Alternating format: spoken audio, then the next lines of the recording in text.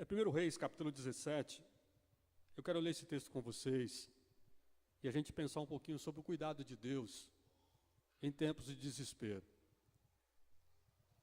Diz assim: ora Elias, o tesbita dos moradores de Gileade, disse a Acabe: tão certo como vive o Senhor, Deus de Israel, perante cuja face estou, nem orvalho, nem chuva haverá nesses anos, senão segundo a minha palavra. Depois veio a palavra do Senhor a Elias: retira-te daqui, vai para o oriente, esconde-se junto ao ribeiro de Querite, que está a leste do Jordão. Beberás do ribeiro, e eu ordenei aos corvos que ali te sustente. Assim foi Elias e fez conforme a palavra do Senhor. Foi, habitou junto ao ribeiro de Querite, a leste do Jordão. Os corvos lhe traziam pão e carne pela manhã, como também pão e carne ao anoitecer, e bebia do ribeiro. Mas passado alguns dias o ribeiro secou, porque não tinha havido chuva na terra. Então veio a palavra do Senhor novamente a Elias, dizendo: levanta-te, vai a Sarepta, que pertence a Sidom, e habita ali. Ordenei a uma mulher viúva que ali te sustente. Então ele se levantou, foi a Sarepta. Chegando à porta da cidade, estava ali uma viúva apanhando lenha. Ele a chamou e lhe disse: traze-me, peço-te um vaso com um pouco de água para eu beber. Indo ela buscá-la, ele a chamou e lhe disse: traze-me também um pedaço de pão. Respondeu ela: tão certo como vive o Senhor teu Deus, não tenho nem bolo, senão somente um punhado de farinha numa panela e um pouco de azeite numa botija. E vês aqui, apanhei 2 cavacos, e vou prepará-lo para mim e para meu filho, a fim de que comamos e morramos. Elias lhe disse: não temas, vai, faze como ele disse, porém faze primeiro para mim um bolo pequeno, e traze aqui fora, depois o farás para ti e para teu filho. Pois assim diz o Senhor, Deus de Israel: a farinha da panela não se acabará, e o azeite da botija não faltará, até o dia que o Senhor mande chuva sobre a terra. Foi ela e fez conforme a palavra de Elias. Assim comeu ela e a sua casa muitos dias. Da panela a farinha não se acabou, e da botija o azeite não se faltou, conforme a palavra do Senhor falado por intermédio de Elias. Depois de alguns dias, adoeceu seu filho, o filho da mulher, a dona da casa, e a sua doença se agravou muito, e ele parou de respirar. Disse ela a Elias: que tens contra mim, homem de Deus? Vieste a mim para trazeres à memória a minha iniquidade e matares o meu filho? Respondeu-lhe ele: dá-me o teu filho. Ele a tomou do seu regaço e o levou para cima, ao quarto onde ele mesmo habitava, e deitou em sua cama. Então clamou ao Senhor: ó Senhor Deus, também até essa viúva com quem me hospedo afligiste, matando-lhe o filho? Então se estendeu sobre o menino 3 vezes e clamou ao Senhor: ó Senhor meu Deus, rogo-te que a alma deste menino torne a entrar nele. E o Senhor ouviu o clamor de Elias, e a vida do menino tornou-se a entrar nele e reviveu. Elias tomou o menino, trouxe-o do quarto à casa, entregou a sua mãe, e ele disse: vês aí, teu filho vive. Então a mulher disse a Elias: agora eu sei que tu és homem de Deus, e aqui a palavra do Senhor na tua boca é verdade. Pai, no nome de Jesus, que nós estamos diante desse texto tão rico, tão profundo para as nossas vidas. Temos vivido tempos difíceis também no Brasil, e às vezes nós não temos a percepção que é o Senhor que cuida das nossas vidas, mesmo em tempos de desespero. Por isso, nessa noite, traga à nossa consciência essa convicção, essa certeza que o Senhor cuida da tua igreja, o Senhor cuida do teu povo, o Senhor cuida da viúva, o Senhor cuida dos seus obreiros, o Senhor cuida da nossa casa. A nossa sustentação está no Senhor, a nossa confiança vem do Senhor. Por isso, nessa noite, que nós possamos entender e compreender a grandiosidade da tua palavra para as nossas vidas nessa noite, no nome de Jesus. Amém e amém. Queridos, Elias, ele é um homem que viveu um tempo em que Israel estava experimentando um período de crises profundas. Esse momento aqui que nós lemos aqui em 1 Reis 17, é um momento de crises assim profunda que Israel está passando, né? Acabe era o rei, Jezabel era sua mulher, e essa dupla, ela conduziu a nação para um caos moral, espiritual e financeiro. Havia um problema moral muito grande na época de Acabe. Havia um problema financeiro muito profundo também e espiritual da mesma forma. Similar ao que nós estamos vivendo hoje. O exemplo de Elias, nós também estamos assistindo uma crise global. A crise que o Brasil está passando agora, a gente não percebe, mas ela é muito profunda. Ninguém pode negar que o mundo passa por problemas. Né? A tragédia se espalha pelas ruas, a violência é o principal assunto dos jornais hoje. Você liga no Datenas, é perigoso sair sangue da televisão. É só desgraça, é só violência, é só caos. Os debates políticos, né, da atualidade refletem as divisões severas e profundas em uma sociedade que parece desorientada.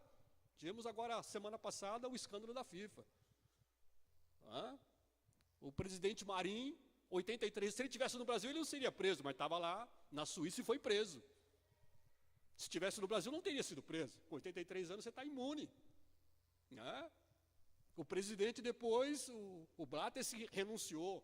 E a gente vê escândalos e mais escândalos na Petrobras, no BNDES, e vai por aí afora, escândalos e mais escândalos, dinheiro da educação, da saúde, do transporte, sendo escoado no ralo, né, da corrupção. Então, é similar ao que estava acontecendo aqui em Israel. Acabe cada vez mais rico, Jezabel cada vez mais rico, e o povo passando por fome. O problema espiritual era muito profundo, o problema econômico, moral era muito profundo nessa época, porque Jezabel era uma feiticeira, né? Acabe se sujeitava às orientações dela, então os sacrifícios a Baal, todo o processo econômico, político dessa época estava totalmente canalizado nessas duas pessoas. E hoje não é diferente o problema que o Brasil vive. Tivemos agora recentemente a Marcha para Jesus e hoje a passeata gay. Né? E aí a grande pergunta, o que muda nesse processo todo? Então, hoje o fantasma que ameaça grande parte da população é o quê? A perda do emprego.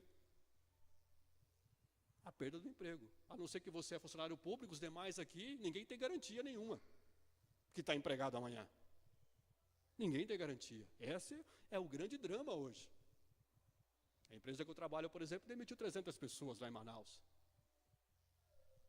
Vê uma pessoa andando, já fica todo mundo temeroso o que vai acontecer.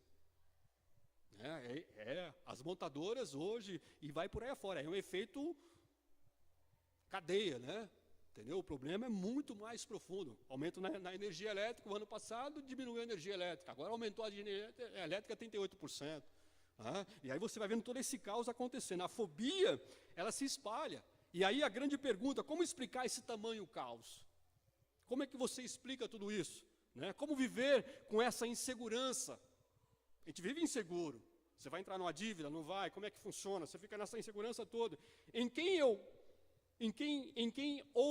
confiar? Em que ou em quem confiar?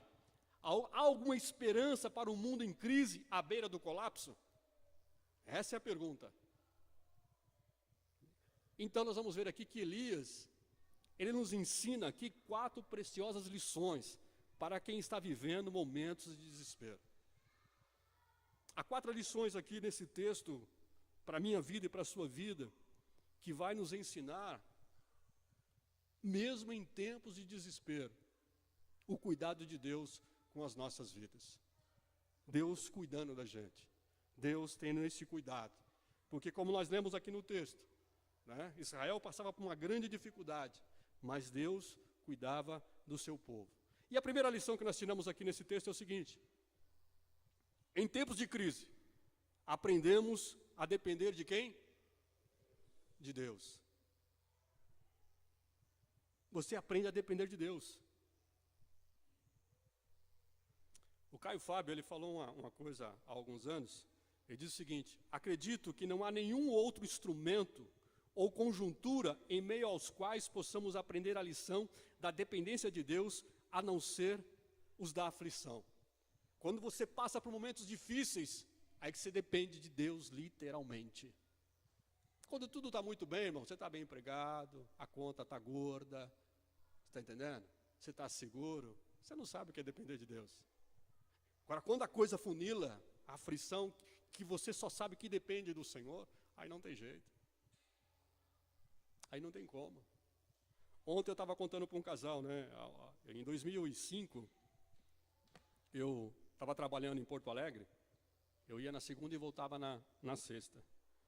Aí eu tinha mandado fazer 3 ternos para mim lá, um alfaiate lá em Porto Alegre, lá. Aí o cara fez 3 ternos para mim, um de risca de giz, bonitão, sobre medida, sabe aquele terno que você fica apaixonado por ele?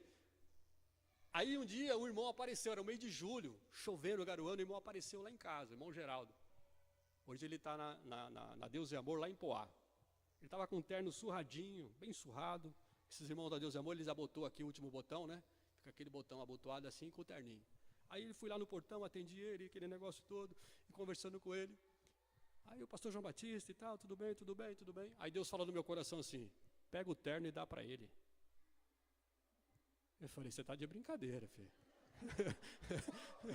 Falei, e eu sei que tem muita gente que falou como eu aqui. Entendeu? Faria como eu. Eu falei, você está de brincadeira. E eu enrolando o irmão, vamos entrar, irmão. E Deus falou, pega o terno e dá para ele. Eu falei, mas Senhor, aquele terno de risca de giz, é aquele lá. É aquele lá. E eu fiquei ali no portão, enrolando ele, vamos entrar, irmão Geraldo e tal, aquele negócio todo. E eu pego o terno e dá para ele. E eu fechei meu coração, irmãos. Aí entrei e falei para ele, irmão Geraldo estava aí, Deus colocou no meu coração para dar o terno para ele. Ela falou, pega o terno e dá para o rapaz, dá para ele. E eu corri, peguei o terno, saí no meio da rua e não encontrei mais o irmão Geraldo. Foi embora, nunca mais. Desde 2005 eu não vejo mais ele. Eu fiquei 5 anos sem comprar um terno, irmão. Foi uma das piores crises da minha vida. Quem deixou de ser abençoado não foi o irmão Geraldo, foi eu. Foi eu que deixei de ser abençoado. Está entendendo? E às vezes Deus fala no nosso coração mesmo, para você abençoar a vida do outro. Então, aí daí para frente, ficam 5 anos sem comprar um terno.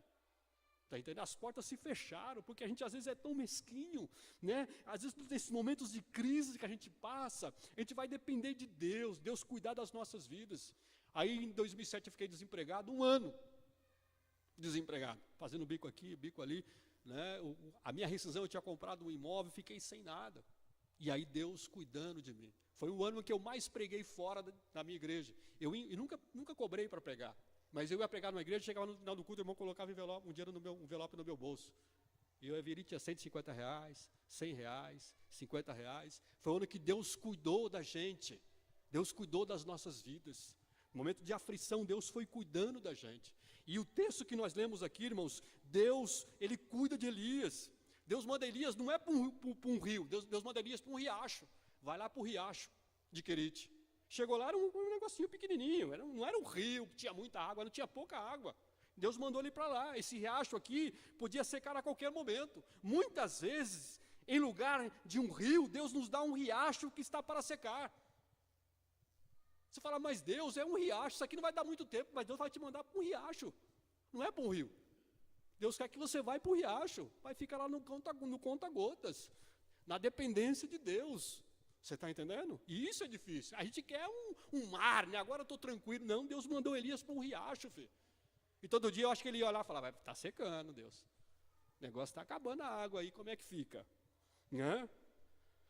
Por quê? Para nos ensinar a descansar apenas nele e não nas coisas que ele nos dá. Descansar em Deus.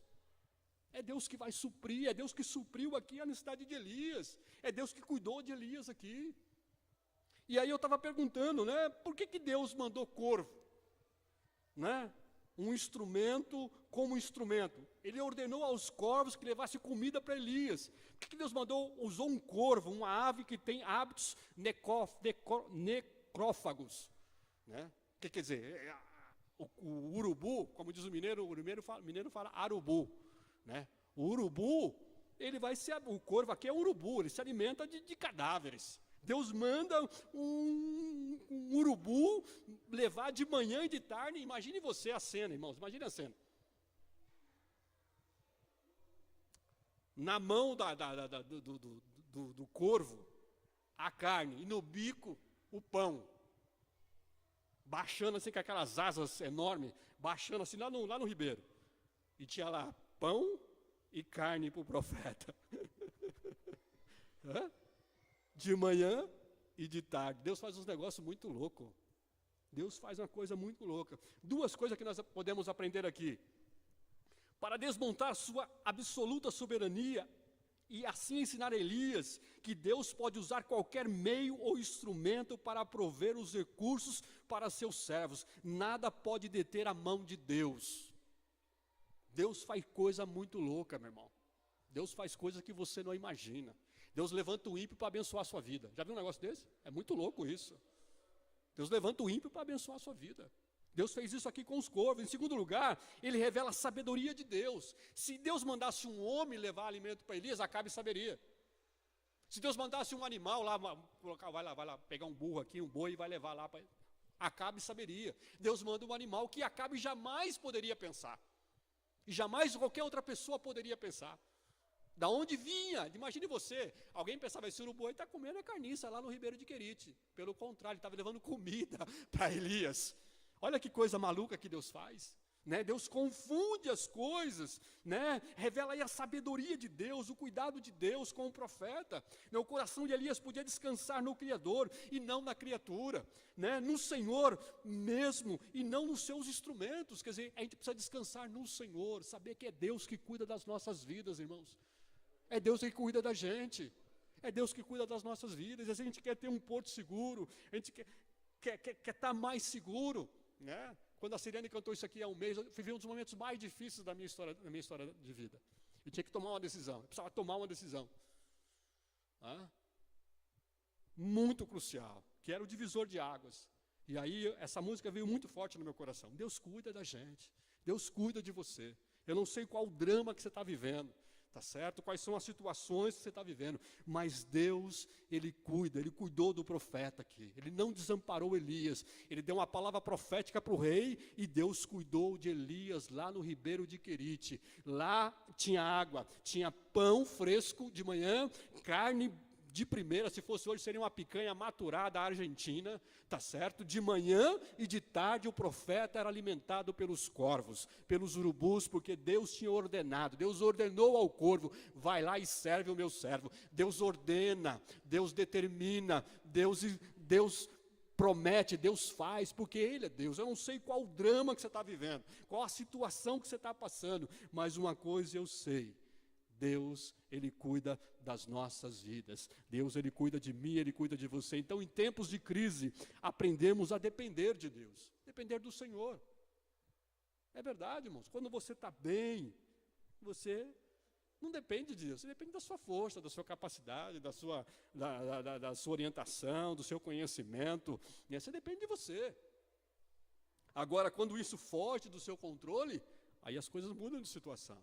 Aí você só depende de Deus, só depende do Senhor. Então, quão bem-aventurado é ser levado por cima das circunstâncias e ter prova segura do seu cuidado, na inefável promessa de Deus. Essa é uma grande lição que nós podemos aprender em tempos de crise. Descansar em Deus, descansar no Senhor, descansar no Senhor. Segunda coisa que nós aprendemos nesse texto aqui. Em tempos de crise, aprendemos que o caminho da obediência é o que contém bênçãos e riquezas. Olha que coisa interessante. Em tempos de crise, nós aprendemos que o caminho da obediência é o que contém bênçãos e riquezas. Olha o que diz o texto. Vá imediatamente para a cidade de Sarepta, de Sidom, e fique por lá. Ordenei a uma viúva daquele lugar que lhe forneça comida. Em tempos de crise, aprendemos que o caminho da obediência é o que contém bênçãos e riquezas. O ribeiro secou. E aí ele ia dizer, agora o que eu faço, Deus? Porque às vezes Deus faz isso, Ele vai te manter por um determinado tempo. Aí Deus falou para o profeta assim, olha, é o seguinte, você vai para Sarepta, de Sidom, mas Senhor, lá é a cidade natal de Jezabel. Jezabel nasceu em Sarepta, cidade natal dela. Mas Deus disse, você vai para lá, vai para Sarepta. E lá eu ordenei uma mulher cheia de grana, cheia da grana. Um mercador, um cara cheio do dinheiro que vai bancar você lá. Foi isso que Deus falou para ele? Não. Lá tem uma viúva que vai cuidar de você. Olha que coisa maluca, irmãos. Tempos de crise e escassez são tempos em que a nossa fé é provada, o nosso caráter é refinado. Na crise, você é provado e o seu caráter é refinado. Nós somos, no versículo 7, somos informados que o riacho secou. No versículo 8, Deus dá nova ordem a Elias. Esse nome significa refinar, Sarepta significa refinar. Em Sarepta, Elias seria testado, refinado, provado mais uma vez. Deus diz, agora você vai para lá. E ele tinha duas opções, ou ele obedecia, ou ele desobedecia. E às vezes parece uma ordem maluca que Deus nos dá. Às vezes parece coisa que você fala assim, eu não acredito que é isso, que eu tenho que passar por isso, que eu tenho que seguir essa orientação. Deus disse a Elias que uma viúva iria sustentá-lo. E é muito interessante aqui que Deus não disse que era um rico, que era um mercador, que era uma pessoa cheia de dinheiro, abastada, mas uma viúva necessitada. Aí eu fico imaginando a cena, irmãos. Porque quando eu leio a Bíblia assim, eu viajo na maionese, Eu fico imaginando a situação. Elias lá, caminhando, talvez com a mochilinha nas costas, com o embornar nas costas, e seguindo para Sarepta. E o texto diz que quando ele chegou no portal da cidade, o Espírito de Deus falou assim, é aquela mulher ali. Ele falou, você está de brincadeira? Aquela mulher é mais pobre que eu. Que a mulher estava catando 2 cavacos, imagina uma mulher mulambenta, pobrezinha, catando 2 cavacos, Elias falou com ela, pega um pouco d'água para mim. Ela reconheceu que ele era profeta. Ela foi pegar e falou, tem mais, traz um pedaço de pão para mim também. Ela falou, você está de brincadeira, filho? Eu não tenho nada, o que nós temos aqui é só o que vamos comer e vamos morrer hoje, não temos mais nada. Mas aí o profeta dá uma palavra profética. Faz primeiro para mim. Traz primeiro para mim. E aí não vai faltar a farinha e não vai faltar o azeite. E ela crê nessa palavra, ela crê nessa promessa. Ela crê na palavra que o profeta tinha dito. Isso era humilhante para aqueles tempos. Um homem, uma mulher viúva, sustentar um homem era uma coisa muito humilhante, irmãos. A ordem que Deus deu para Elias era uma ordem assim que na cabeça daquela época que já era muito machista, era uma ordem humilhante. Eu, profeta de Deus, ser sustentado por uma viúva, e uma viúva que ainda não era israelita, era uma viúva gentílica. Era uma ordem assim totalmente absurda e vergonhoso. Mas Elias está debaixo do quê? Da obediência, da mão de Deus, do cuidado de Deus. Ele obedece essa ordem, que parecia totalmente absurda. Eu, um profeta de Deus, ser sustentado por uma viúva. Mas ele segue essa orientação, ele segue essa ordem de Deus. Então, o texto diz que Elias se levantou e foi para Sarepta. Ele foi obediente, não questionou as ordens de Deus. Ele poderia ter dito, Sarepta, Senhor, pelo amor de Deus, não. A capital do culto a Baal, de forma nenhuma. Uma viúva, jamais. Simplesmente obedeceu, mesmo em circunstâncias difíceis e desfavoráveis. Porque é difícil você obedecer uma ordem, dessa, totalmente absurda. Um profeta de Deus, um homem, ser alimentado e cuidado por uma viúva. Era totalmente fora do anormal. Mas Elias, ele está debaixo dessa palavra de Deus. Então, em tempos de crise, eu preciso aprender a obedecer a ordem do Senhor. Amados irmãos, talvez você esteja enfrentando uma circunstância em que Deus esteja refinando a sua fé. Deus está refinando a sua fé. Há momentos na nossa história de vida que Deus refina, que Deus prova, leva no fogo, refina a nossa fé. Elias está passando por esse processo aqui. A sua fé está sendo refinada nesse momento tão crucial da história de Israel e da história da sua vida também. Então, em momentos de crise, eu preciso aprender a obedecer à voz do Senhor. E é difícil. Quando você ouve, tem a voz do Senhor, vem contrária a tudo que você está vivendo. Contrária, é difícil, irmãos. Muito difícil. Muito difícil.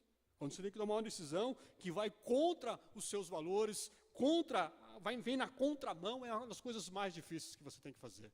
E aí, se você não descansar no Senhor, na promessa dEle, no cuidado dEle, você não faz isso. Elias tinha tudo para não seguir essa orientação. Tudo. Ir para Sarepta, ser cuidado por uma viúva mais pobre do que ele, tá certo? Mas ele é obediente à voz do Senhor. Deus vai cuidar de mim. Vai ser através de uma viúva?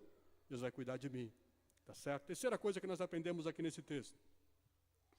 Em tempos de crise, aprendemos que Deus tem poder para tomar o pouco que temos e multiplicar. Em tempos de crise, Deus pega o pouco que você tem e multiplica. E aqui é uma palavra profética de Elias para a vida da mulher. A farinha da vasilha não se acabará, e o azeite da botija não faltará, até o dia em que o Senhor dê chuva sobre a terra. Que coisa tremenda. Que coisa maravilhosa, irmãos. Imagine você, né? Porque, será que Deus não poderia ter mandado um caminhão-pipa cheio de azeite lá para cada mulher? Imagina você um caminhão-pipa cheio de azeite. Um caminhão trucado de farinha, sacos e mais sacos de farinha. Não, Deus não faz isso.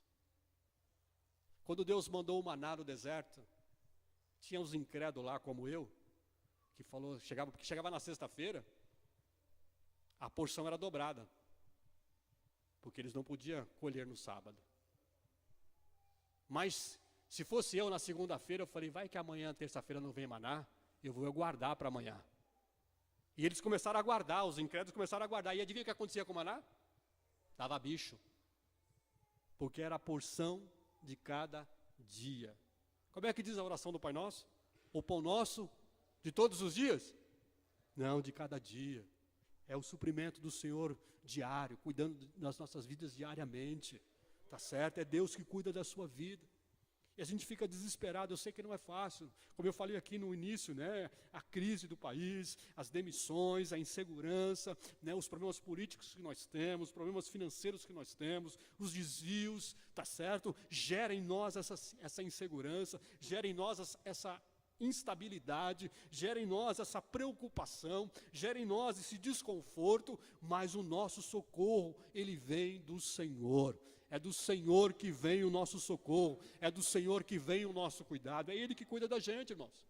Então, quando Elias chegou em Sarepta, ele encontrou uma viúva que estava indo buscar uns cavacos para acender fogo. Elias, além de pedir água, ele pede também que ela desse um pouco de pão, quer dizer, disse ela, tão certo como vive o Senhor teu Deus, não tenho cozido, não tenho nada, nós vamos comer, vamos morrer, só temos a última refeição. Né? Essa mulher disse para ele, nós temos a última refeição, vai comer meu filho e nós vamos morrer. Mas ele diz, prepare esse resto de comida para mim e para o meu filho. Comeremos e morreremos, ela disse. Mas aí o profeta diz, não.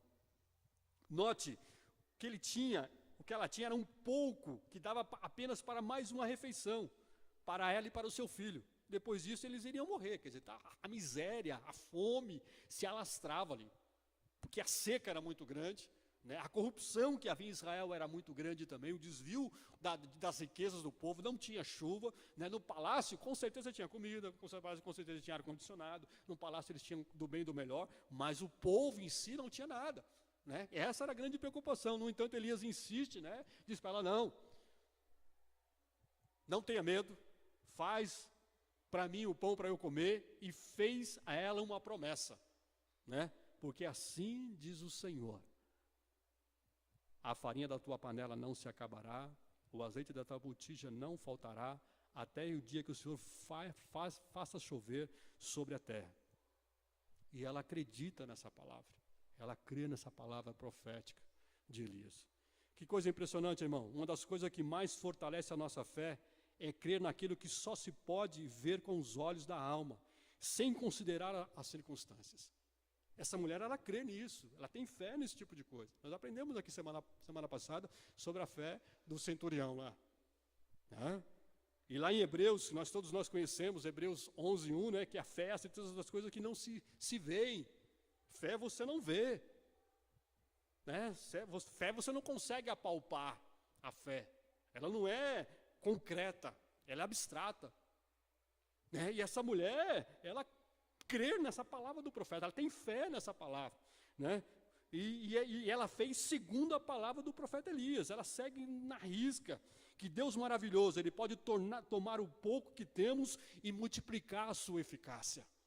E essa mulher crê nisso, assim, ela se agarra nisso, ela se agarra nessa palavra profética. E às vezes a gente não tem essa percepção, irmãos, de crer na providência do Senhor, no cuidado do Senhor. Nós acabamos acreditando na nossa força, na nossa competência, na nossa sabedoria. Nada disso. Tudo vem do Senhor. É dele que está a nossa segurança. É do Senhor que vem o nosso socorro. Então, que nessa noite, eu e você, nós possamos entender isso, né? Que em tempos de crise, aprender que Deus tem poder para tomar o pouco que temos e multiplicar. Deus pega o pouco que você tem e Ele multiplica, tá certo? Multiplica porque Ele é o Deus que cuida das nossas vidas.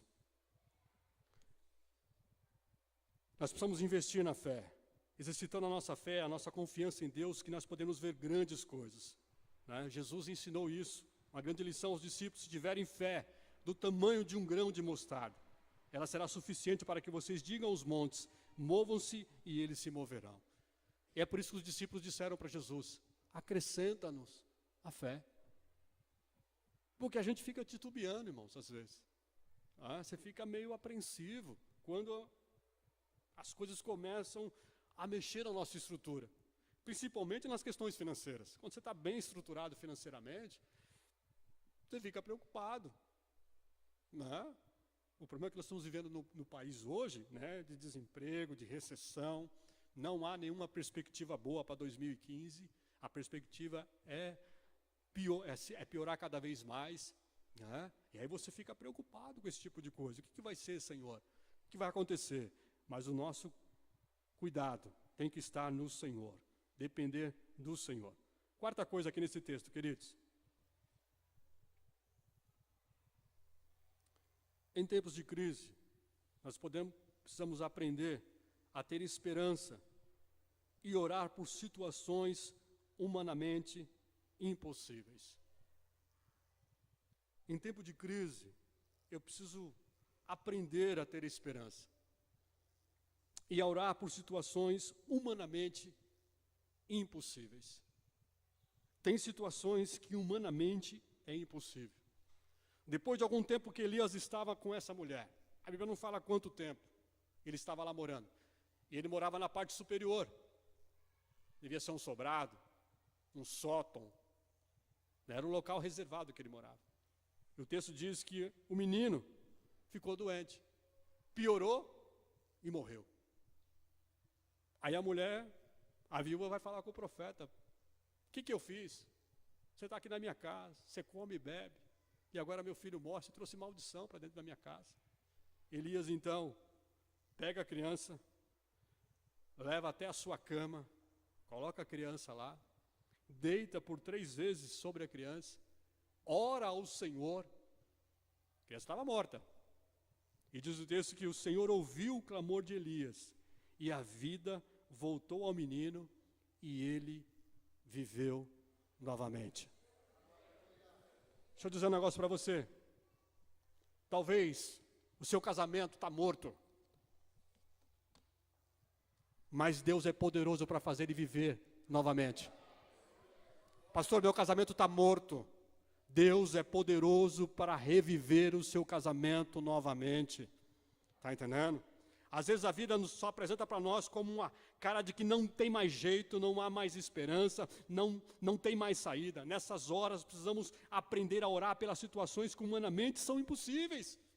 Parecia totalmente impossível a situação daquele menino. Temos que trazer à memória que para Deus não há coisa demasiadamente difícil. Não há coisa demasiadamente difícil. Deus é poderoso para reverter as situações. Deus é poderoso para fazer isso. Eu quero passar um vídeo para vocês aqui. Minha mãe não está aqui hoje. Está aqui? Ah, está ali. Está enxergando, mãe? Está enxergando? Isso foi uma das situações que eu encontrei minha mãe lá no Hospital Assunção. Estava entubada. Isso aí pressiona, né? Porque o pulmão estava comprometido. A junta médica diz: não tem mais jeito. Pode comprar o caixão.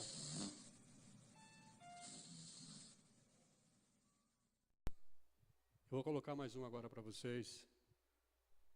que foi quando ela pediu para morrer. Ela sinalizou, né, que não queria mais viver. Eu vou orar por você, irmão. Pai, no nome de Jesus. Eu oro pela vida da minha mãe agora, Senhor. Oro pela vida dela porque eu creio no que Paulo escreveu para Timóteo. Combati o bom combate, acabei a carreira, mas guardei a fé. Desde agora a cura da justiça me espera para aquele grande dia. Conforte o coração dela, dê paz, Senhor, segurança. Ela disse que não quer mais viver, mas o Senhor é o dono da vida. E eu oro pela vida dela nesse momento. Minimiza a sua dor, a sua angústia, o seu sofrimento. Que essa palavra, Senhor, de Paulo, escrevendo para Timóteo, seja verdade na vida dela, nesse momento tão difícil. Por isso, no nome de Jesus, segura nas mãos dela, sustenta com o braço forte, Senhor, a vida após a morte. Nós cremos nisso e nós oramos. É por isso que Paulo tinha essa confiança de combater o bom combate, acabar a carreira, mas guardar a sua fé. E ela tem guardado a sua fé, Senhor, tem sido guerreira, educou os filhos, foi mulher valente, forte. E no nome de Jesus, coloca as tuas mãos protetoras sobre a vida dela, guardando, protegendo, sustentando esse momento tão difícil. Já são alguns dias, semanas aqui nesse local, mas o Senhor tem sido com ela, Pai, tem sustentado. E eu creio no teu poder, no teu amor, no Deus Emanuel, no Deus que caminha junto, no Deus que não desampara. Por isso, no nome de Jesus, sustenta ela, Pai, sustenta, no nome de Jesus eu oro, porque eu creio, Senhor, que um dia nós vamos nos encontrar do outro lado. Essa é a nossa esperança, Senhor, porque nós cremos numa vida pós-túmulo, no nome de Jesus. Amém. A imagem não ficou boa porque só estava eu e ela dentro da UTI. Então eu estava com o celular na mão e com a outra mão estava orando pela vida dela. E ela está aí, irmãos. Os médicos disseram que não tinha condições. Tá certo? Então,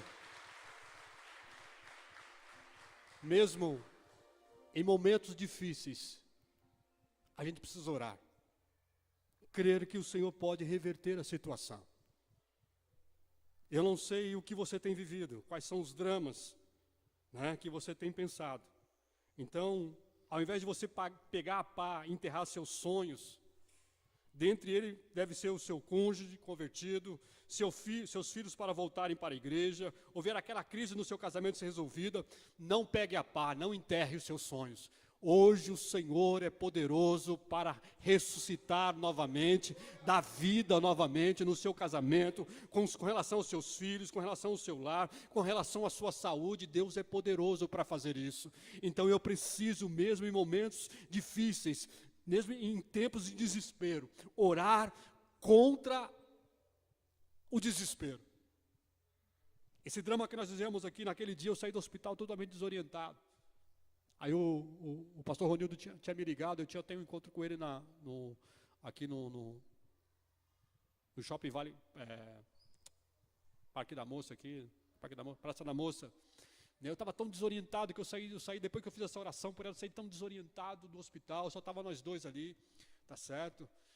E eu fiz essa oração, falei, Senhor, o que vai ser? E aí Deus começou a reverter o quadro, Deus começou a mudar a situação. E nós continuávamos orando, a igreja aqui estava orando, nós estávamos orando pedindo ao Senhor, né?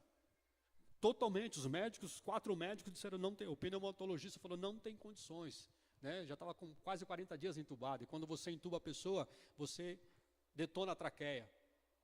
Eles disseram, se ela voltar, ela não vai poder falar mais, não vai poder comer mais, e muito menos andar. Eu não sei o que aconteceu, irmãos, mas ela fala, ela come e ela anda, tá certo? Porque Deus é Deus, Deus é o Senhor das nossas vidas, Ele é poderoso para fazer infinitamente mais. Então precisamos crer nisso. Então, amados, não pegue a pá para enterrar os seus sonhos, não pegue a pá. Pastor, é minha mulher, é meu esposo, não pegue a pá, não enterre. Deus é poderoso para realmente reverter situações impossíveis, mesmo em tempos de desespero. Mesmo em tempos difíceis, Deus é poderoso para reverter o seu casamento, para reverter a decisão de voltar, né, de orar, de crer que Deus tem o poder para restaurar a sua vida, seu casamento, seu lar. Deus é poderoso. Mas pastor, não tem mais jeito, a situação está um caos, não tem mais como reverter a situação. Tem sim, Deus é poderoso para reverter qualquer situação. Deus reverteu a situação desse menino que estava na casa da viúva, que era o seu único filho, que Elias estava ali, estava morto. Elias deita sobre a criança volta a ter vida novamente, porque ele creu contra a esperança. Então nessa noite, no nome de Jesus, mesmo em tempo de desesperos, Deus é poderoso para cuidar da minha vida e da sua vida também. Deus cuida de nós, Deus cuida da minha vida, Deus cuida da sua vida também, em nome de Jesus. Então, ao invés de você reclamar, aprenda a clamar. Ao invés de reclamar, aprenda a clamar. Veja o que diz lá em Jeremias 33:3. Clama a mim, responder-te-ei, anunciar-te-ei coisas ocultas que não sabes. A gente só fica reclamando, a gente não clama. Né? A gente reclama e não clama. E a gente precisa aprender não a reclamar, mas a clamar. E eu quero aqui encerrar com vocês, queridos. Né? Põe para mim, Cátia, por favor. Meus amados, Deus sempre está à nossa frente, Deus sempre está na nossa frente. Faz tudo de maneira sábia e sempre visando o nosso bem. Deus sempre quer o meu bem, Deus sempre quer o seu bem. Por isso, em tempos de desespero, nós precisamos aprender, né, a crer no cuidado de Deus. Nós precisamos crer no cuidado de Deus. Deus vai cuidar da gente. Deus vai cuidar de você. Deus vai cuidar do seu filho. Deus vai cuidar do seu casamento. Né? Deus vai cuidar de nós. Eu gosto muito lá de Hebreus 6:19, diz que a esperança é a âncora da alma. Hebreus vai dizer isso. Quando o capitão diz assim, lança a âncora, né? Aí a âncora desce no mais profundo, e por mais que tenha tempestades, por mais que o mar esteja bravio, por mais que as ondas sejam violentas, o barco vai balançar, mas ele está ancorado. Ele está ancorado. Eu não sei quais são os vendavais da sua vida, quais são as tempestades, se o mar está revolto sobre a sua vida. Mas hoje, se você lançar a âncora da esperança, de crer no cuidado de Deus, que Deus vai cuidar da sua vida, Deus vai cuidar do seu casamento, Deus vai cuidar das suas finanças, Deus vai cuidar de você, vai cuidar dos seus filhos. E você lançar a âncora da esperança, dizer, Senhor, eu quero me ancorar em Ti. Ainda que venha a tempestade, ainda que venham os vendavais, ainda que as ondas sejam enormes, sejam tamanhas, eu quero estar debaixo do Teu cuidado. Então hoje, eu quero te convidar a crer no cuidado de Deus em tempos de desespero. Vamos ficar em pé, queridos. Eu quero orar com você nessa noite e por você. Eu quero que você sinta o cuidado de Deus. Deus cuidou do profeta. Por mais de 3 anos, não choveu em Israel. Mas a farinha da panela não se acabou. O azeite da botija não secou. Deus estava cuidando do profeta em meio a toda aquela crise. Deus, Ele cuida de mim. Deus, Ele cuida de você. Então, nessa noite, eu quero te convidar a descansar no Senhor, a crer no cuidado de Deus na sua vida. Não pegue a pá para enterrar, não pegue, de forma nenhuma.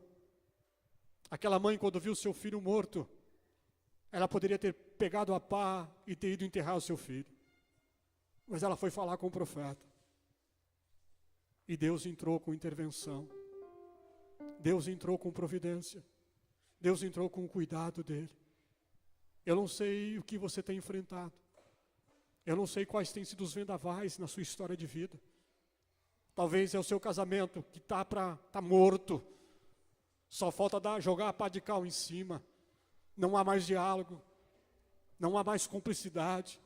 Você olha para trás e diz, olha, acabou. Pode jogar a pá de cal e fechar o caixão. Mas hoje, no nome de Jesus, Ele é perito em ressuscitar relacionamentos. Ele é perito em curar enfermidades profundas em relacionamentos. É preciso que você ore contra o impossível. Deus é poderoso para fazer isso na sua história de vida. Eu quero orar com você nessa noite. Eu quero orar com você e por você nessa noite. Nós vamos cantar aqui bem baixinho. E eu quero que você, aí onde você está, que você aquiete seu coração.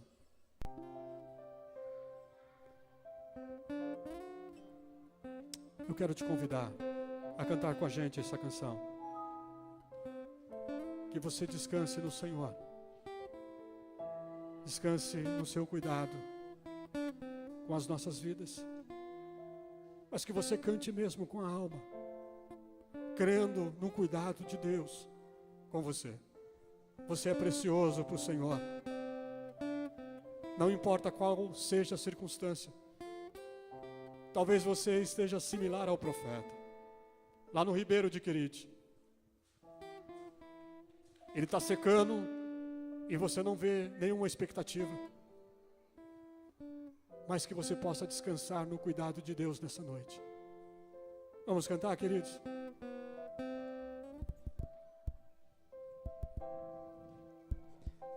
Eu preciso aprender um pouco aqui. Preciso aprender um pouco ali. Aleluia.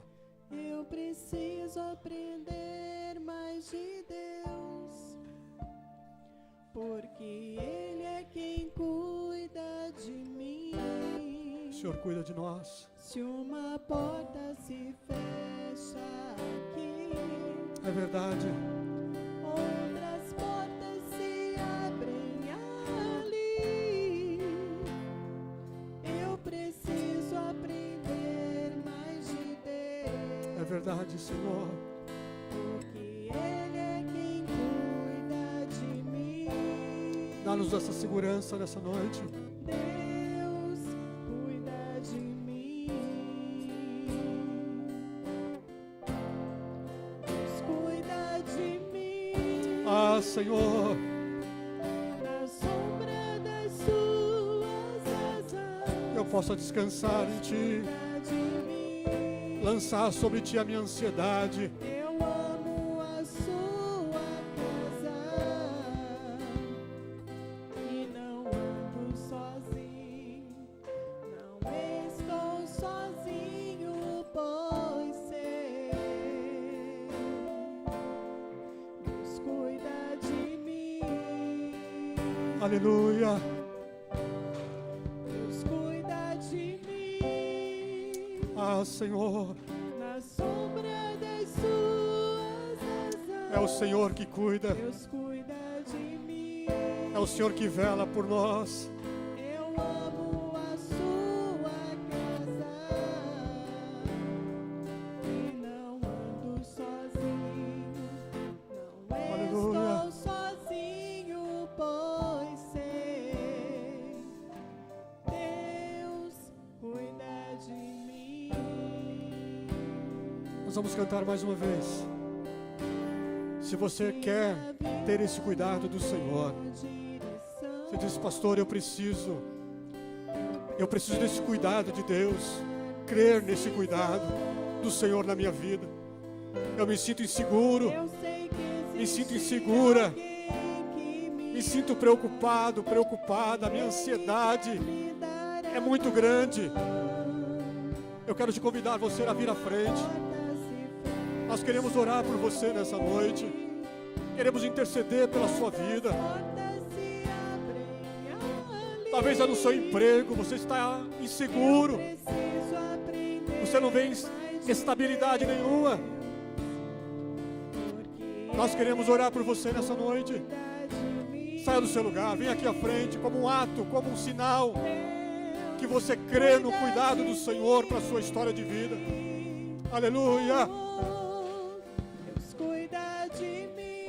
Ah, Senhor. Na sombra das suas Aleluia. asas, Deus cuida de mim. É o teu cuidado, Senhor. Eu amo a sua casa. Nós amamos a sua casa. E não ando sozinho. É o Senhor que cuida da gente. Estou sozinho, pois sei. Aleluia. Deus cuida de mim. Aleluia. Deus cuida de mim. Oh, Senhor. Na sombra das suas asas, Deus cuida de mim. Aleluia. Eu amo a sua casa e não ando sozinho, não estou sozinho, pois sei, Deus cuida de mim. Aleluia, aleluia. Aleluia. Eu estava numa reunião de obreiros há alguns anos. O pastor Pedro Marques deve se lembrar disso. Estava lá o pastor Joaquim Marcelino, pastor do campo de Mauá, já velhinho. E o filho tinha tomado o campo dele. O próprio filho tinha dado o golpe no pai. E ele estava muito preocupado, sempre viveu da obra de Deus. E ele falou para a mulher dele assim: agora o que vai ser de nós, bem? E a mulher começou a cantar: Deus cuidará de ti. É Deus que cuida da gente, irmãos. É Deus que cuida de você. Nós vamos orar por vocês que estão aqui à frente. Que você possa sentir o cuidado do Senhor, o afago do Senhor, o colo do Senhor. Talvez vocês estão vivendo tempos difíceis, de escassez, de desespero mesmo, tal como Elias estava vivendo, sem chuva, as finanças estavam deterioradas, a situação moral e espiritual de Israel estava crítica. Acabe e Jezabel exerciam um domínio muito forte de opressão. Talvez você tenha vivido esse tempo de opressão, das coisas não acontecerem, você não vê saída. Mas hoje, no nome de Jesus, nós oramos, Senhor. Quebra o laço, desfaça, Senhor, toda a força contrária, que eles possam sentir o cuidado do Senhor. Dá o escape, Senhor, dá o escape, quebra o laço, desfaça, Senhor, toda a força contrária. Dê o escape para os teus filhos. Para Elias foi o corvo que vinha do alto trazendo pão e carne. Eu não sei de onde o Senhor vai fazer, como o Senhor vai fazer, eu não sei. Eu só sei que o Senhor vai fazer, porque o Senhor é poderoso para fazer. Tu és o Jeová Jireh, o Deus que provê, o Deus que cuida, o Deus que carrega junto, o Deus Emanuel, o Deus que está junto com o teu povo. Por isso, nessa noite, Senhor, nós oramos pelos teus filhos que estão aqui à frente. Cuida, Senhor, cuida da vida deles. Cuida, Senhor, cuida dos seus negócios, da situação, seja qual eles estejam passando.